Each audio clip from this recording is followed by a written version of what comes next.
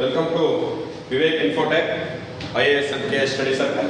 ನೋಡಿ, ಇವತ್ತಿನ ಒಂದು ವಿಚಾರ ನಿಮ್ಗೆ ಏನ್ ಮಾತಾಡಕ್ ಬಂದಿದ್ದೀನಿ ಅಂದ್ರೆ, ತುಂಬಾ ದಿನಗಳಿಂದ ನಿರೀಕ್ಷೆಯಲ್ಲಿ ಕಾಯ್ತಾ ಇದ್ದಂತ KS ಇದೀಗ ನೋಟಿಫಿಕೇಶನ್ ಹೊರಬಿದ್ದಿದೆ. ಈ ಒಂದು KS ಗೆ ಯಾರು ಅಭ್ಯರ್ಥಿಗಳು ಅಪ್ಲಿಕೇಶನ್ ಅನ್ನ ಹಾಕ್ಬೋದು, ಯಾವ ರೀತಿ ಹಾಕ್ಬೇಕು, ಅವರ ಸಿಲೆಬಸ್ ಏನಿದೆ, ಇದರ ಬಗ್ಗೆ ಮಾಹಿತಿಯನ್ನು ಕೊಡೋದಕ್ಕೆ ನಾನು ಬಂದಿದ್ದೀನಿ. ನೋಡಿ, KS ಪರೀಕ್ಷೆಗೆ ನಮ್ಮ ಸಂಸ್ಥೆಯಲ್ಲಿ ತರಬೇತಿಯನ್ನ ಪ್ರಾರಂಭ ಮಾಡ್ತಿದ್ದೀವಿ. ನೋಟಿಫಿಕೇಶನ್ ಬಂದಿದೆ, ತರಬೇತಿ ಈಗಾಗಲೇ ನಡೀತಿದೆ. ಹೊಸ ಬ್ಯಾಚ್ ಅನ್ನ ಸ್ಟಾರ್ಟ್ ಮಾಡೋದಕ್ಕೂ ಸಹ ಎಲ್ಲ ಸಿದ್ಧತೆಯನ್ನ ನಡೆಸ್ಕೊಂಡಿದ್ದೀವಿ. ಓಕೆ, ನೋಡಿ, ಈ ಒಂದು KS ಗೆ ಈಗ ಆಗಿರ್ತಕ್ಕಂಥ ಒಂದು ನೋಟಿಫಿಕೇಶನ್ ಅನ್ನ ನೋಡೋದಾದ್ರೆ, ಈ ಒಂದು ನೋಟಿಫಿಕೇಶನ್ ಅಲ್ಲಿ ಒಟ್ಟು ಆಗಿರ್ತಕ್ಕಂಥದ್ದು 384 ಹುದ್ದೆಗಳಿಗೆ ನೋಟಿಫಿಕೇಶನ್ ಈಗಾಗಲೇ ಆಗಿದೆ.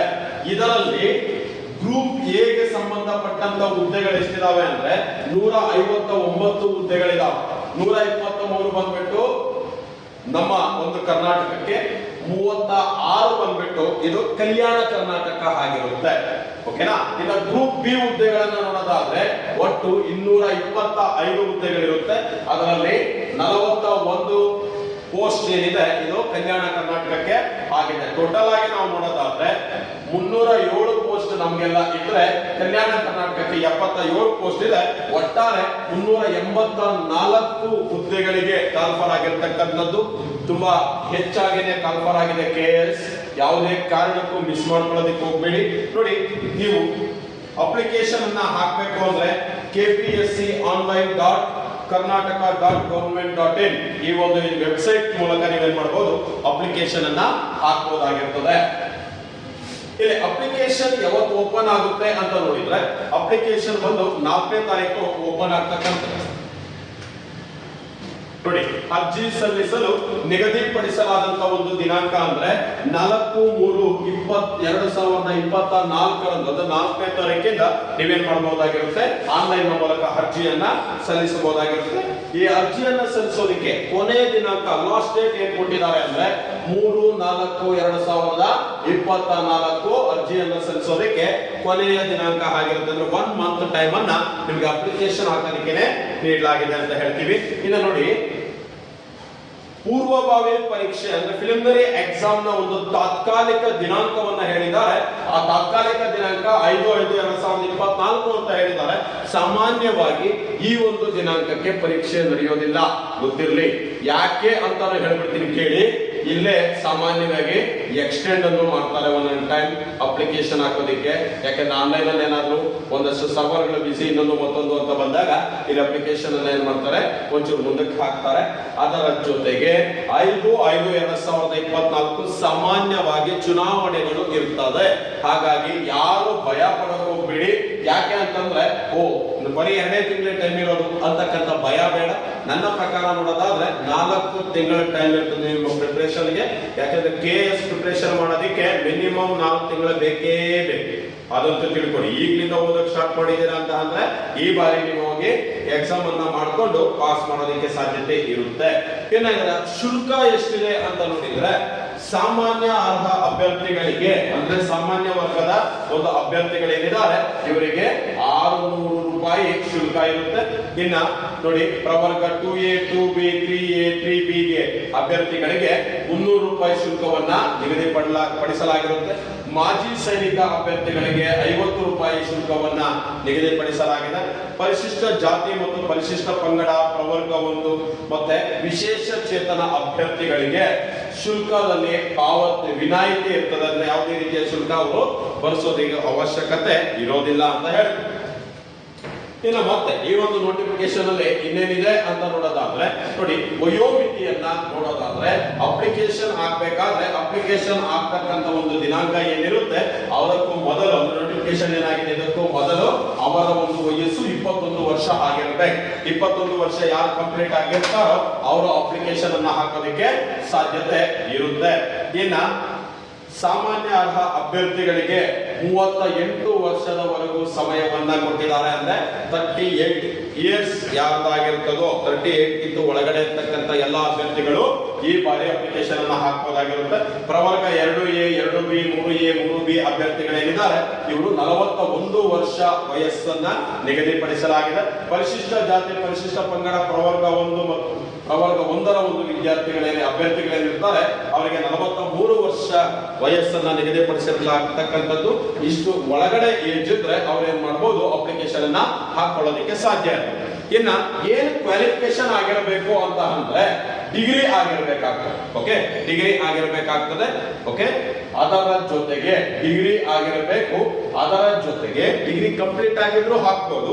ಡಿಗ್ರಿ ಫೈನಲ್ ಇಯರ್ ಅಲ್ಲಿ ಯಾರು ಓದ್ತಿರ್ತೀರೋ ನೀವು ಸಹ ಎಲಿಜಿಬಲ್ ಇರ್ತೀರಾ ಅಪ್ಲಿಕೇಶನ್ ಅನ್ನು ಹಾಕೋದಕ್ಕೆ.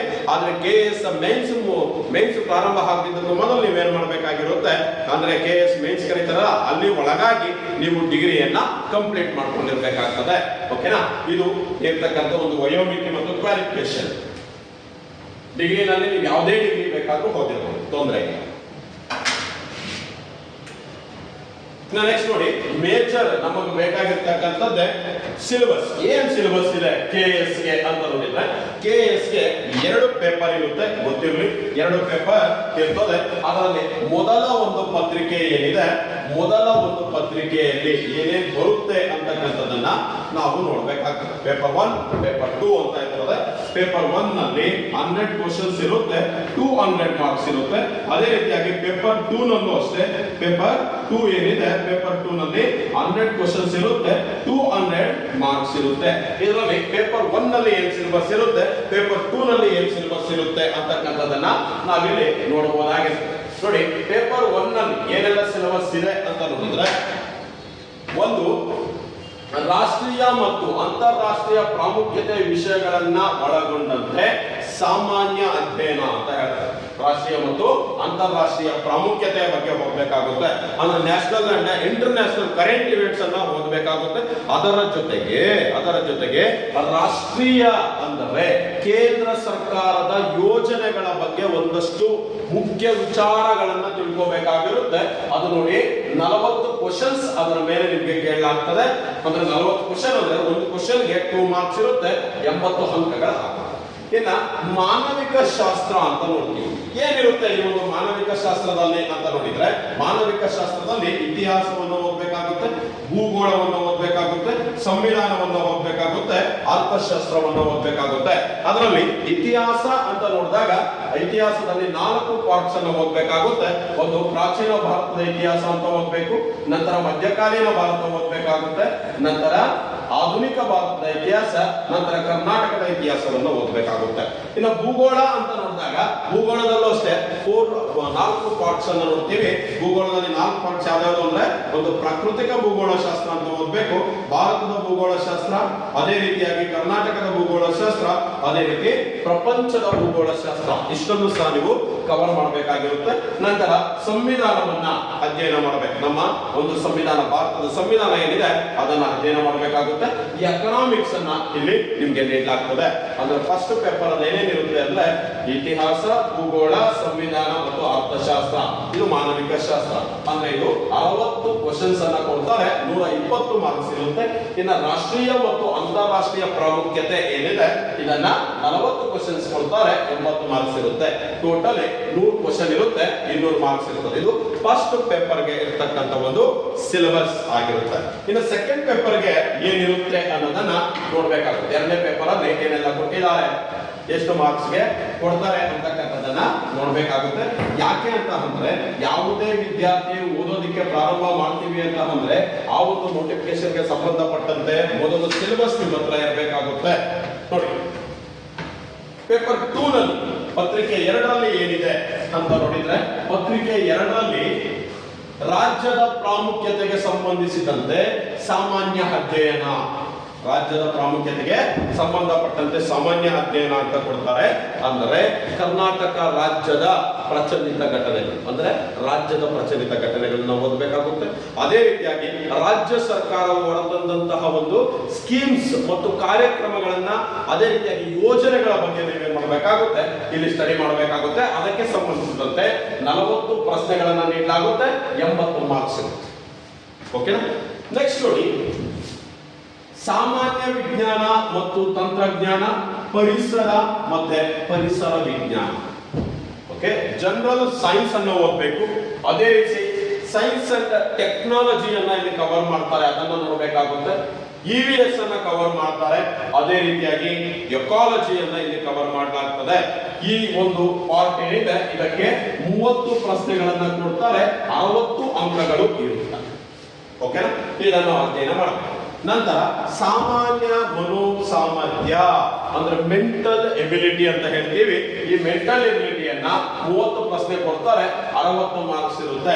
ಟೋಟಲ್ ಆಗಿ ನಾವು ನೋಡೋದಾದ್ರೆ ಸೆಕೆಂಡ್ ಪೇಪರ್ 100 ಕ್ವಶನ್ ಇರುತ್ತೆ, 200 ಅಂಕಗಳನ್ನ ನೀಡಲಾಗುತ್ತೆ. ನೆಗೆಟಿವ್ ಇರುತ್ತೆ, ಗೊತ್ತಿರಲಿ. ಓಕೆ, ನೆಗೆಟಿವ್ ಇರ್ತದೆ, ನಿಮ್ಗೆ ಗೊತ್ತಿರಬೇಕಾಗುತ್ತೆ. ಹಾಗಾಗಿ ಒಂದು ಪತ್ರಿಕೆಗಳೇನೇನಿದಾವೆ ಇದರ ಬಗ್ಗೆ ನೀವು ಎಲ್ಲ ಒಂದು ಸ್ಟಡೀಸ್ ಅನ್ನ ಇವತ್ತಿಂದಾನೇ ಪ್ರಾರಂಭ ಮಾಡಬೇಕು. ಸಮಯ ಕಡಿಮೆ ಇರುತ್ತೆ, ಹಾಗಾಗಿ ನೀವೇನ್ ಮಾಡಬೇಕಾಗುತ್ತೆ, ಈಗಲಿಂದಾನೇ ಸ್ಟಡೀಸ್ ಅನ್ನ ಮಾಡೋದಕ್ಕೆ ಪ್ರಾರಂಭ ಮಾಡಬೇಕಾಗಿರುತ್ತೆ ಅಂತ ಹೇಳಿ. ಇನ್ನ ಇದಕ್ಕೆ ಸಂಬಂಧಿಸಿದಂತೆ ವಿವೇಕ್ ಇನ್ಫೋಟೆಕ್ ನಲ್ಲಿ KAS ಪರೀಕ್ಷೆಗೆ ತರಬೇತಿಯನ್ನ ಪ್ರಾರಂಭ ಮಾಡ್ತಿದೀವಿ. ನೋಡಿ, ಫ್ಯಾಕಲ್ಟೀಸ್ ಅಂತ ನೋಡಿದಾಗ ತುಂಬಾ ಗೊತ್ತಿರ್ತಕ್ಕಂತಹ ಒಂದು ಫ್ಯಾಕಲ್ಟಿಗಳನ್ನೇ ತಂದು ನಿಮಗೆ ಬೋಧನೆಯನ್ನ ಮಾಡಲಾಗುತ್ತೆ. ಆ ಒಂದು ಯಾವ ವಿಷಯಗಳಿರ್ತದೋ ಆ ವಿಷಯಗಳಲ್ಲಿ ಹೆಚ್ಚು ನಾಲೆಡ್ಜ್ ಅನ್ನ ಹೊಂದಿದ್ದಂತಹ, ಈಗಾಗಲೇ ಕೆಲವೊಂದು ಕಾಂಪಿಟೇಟಿವ್ ಅನ್ನ ಬರೆದಿರ್ತಕ್ಕಂಥ ಒಂದು ಇವರಿಂದಾನೇ ಟೀಚಿಂಗ್ ಅನ್ನ ಮಾಡಿಸಲಾಗ್ತದೆ, ಗೊತ್ತಿರಲಿ. ಇನ್ನ ಇನ್ಕ್ಲೂಡಿಂಗ್ ಟೆಸ್ಟ್ ಸೀರೀಸ್ ಅನ್ನ ಸಹ ನಾವೇನ್ ಮಾಡ್ತೀವಿ, ಈ ಒಂದು KS ಗೆ ಕೊಡ್ತೀವಿ. ಸುಮಾರು 30 ಟೆಸ್ಟ್ ಸೀರೀಸ್ ಗಳನ್ನ ನೀಡಲಾಗುತ್ತೆ, ಗೊತ್ತಿರಲಿ. ನೋಡಿ, 384 KS ಹುದ್ದೆಗಳಿಗೆ ಏನು ಒಂದು ನೋಟಿಫಿಕೇಶನ್ ಹೊರಬಿದ್ದಿದೆ. ಇದಕ್ಕೆ ಸಂಬಂಧಪಟ್ಟಂತೆ ತರಬೇತಿಯನ್ನ Vivek Infotech IAS and KS study circle Kolar ಇಲ್ಲಿ ನೀಡಲಾಗ್ತಾ ಇದೆ. ನೋಡಿ, ಮಾರ್ಚ್ 3, 2024 ಪ್ರವೇಶಾತಿ ಇರ್ತಕ್ಕಂಥದ್ದು. ಅಲ್ಲಿಯ ಒಳಗಾಗಿ ಯಾರು ಪ್ರವೇಶಾತಿಯನ್ನ ಪಡ್ಕೋತಿರೋ ಅವರಿಗೆ ಶುಲ್ಕದಲ್ಲಿ 10% ಡಿಸ್ಕೌಂಟ್ ನಿಮಗೆ ಸಿಗುತ್ತೆ. ನಂತರ ಬಂದವರಿಗೆ ಯಾವುದೇ ರೀತಿಯ ಡಿಸ್ಕೌಂಟ್ ಇರೋದಿಲ್ಲ, ಪೂರ್ತಿ ಶುಲ್ಕವನ್ನ ಕಟ್ಟಿ, ಪೂರ್ತಿ ಫೀಸ್ ಅನ್ನ ಕಟ್ಟಿ ನೀವು ಅಡ್ಮಿಷನ್ ಅನ್ನ ತಗೊಬಹುದಾಗಿರುತ್ತೆ. ಇಲ್ಲಿ ನೋಡಿ, 4/3/2024 ಹೊಸ ಬ್ಯಾಚ್ ಪ್ರಾರಂಭ ಆಗ್ತಾ ಇದೆ. ಯಾರ್ಯಾರು ಕೋಚಿಂಗ್ ಅನ್ನ ತಗೋಬೇಕು ಅಂತ ಇರ್ತೀರೋ ಈಗಲೇ ಬಂದು ನೋಂದಣಿಯನ್ನ ಮಾಡಿ. ಈ ಮೊಬೈಲ್ ನಂಬರ್ಗಳನ್ನ ಕೆಳಗಡೆ ಕೊಟ್ಟಿದ್ದೀವಿ, ಈ ನಂಬರ್ಗಳಿಗೆ ಕಾಲ್ ಮಾಡಿ ನೀವು ಮಾಹಿತಿಯನ್ನ ಪಡ್ಕೋಬಹುದಾಗಿರ್ತದೆ. ಮಾಹಿತಿಯನ್ನ ಪಡ್ಕೊಂಡು ಈಗಲಿಂದಾನೇ ನೀವು ತಯಾರಿಯನ್ನು ನಡೆಸೋದಕ್ಕೆ ಸ್ಟಾರ್ಟ್ ಮಾಡಿ. ನಿಮ್ಮ ಜೊತೆಗೆ ವಿವೇಕ್ ಇನ್ಫೋಟೆಕ್ ಇರುತ್ತೆ ಅಂತ ಹೇಳ್ತಾ ಈ ಒಂದು ವಿಡಿಯೋವನ್ನ ನಿಮ್ಮ ಸ್ನೇಹಿತರಿಗೂ ಸಹ ಶೇರ್ ಮಾಡಿ. ಎಲ್ಲರೂ ಸಹ ಅಪ್ಲಿಕೇಶನ್ ಅನ್ನ ಹಾಕಿ. ನೀವು ಫ್ರೀ ಇದ್ದಾಗ ಸಂಸ್ಥೆಯ ಕಡೆಗೆ ಬನ್ನಿ, ನಿಮಗೆ ಏನು ಸಂಶಯಗಳಿರ್ತವೆ ಎಲ್ಲವನ್ನ ಇದು ಮಾಡ್ಕೋಬಹುದಾಗಿರುತ್ತೆ. ಕ್ಲಾಸಸ್ 4ನೇ ತಾರೀಕಿಂದ ಪ್ರಾರಂಭ ಆಗ್ತಿದೆ, ಎಲ್ಲರೂ ಸಹ ಜಾಯ್ನಿಂಗ್ ಅನ್ನ ತೆಗೆದುಕೋಬಹುದಾಗಿರುತ್ತದೆ. Thank you.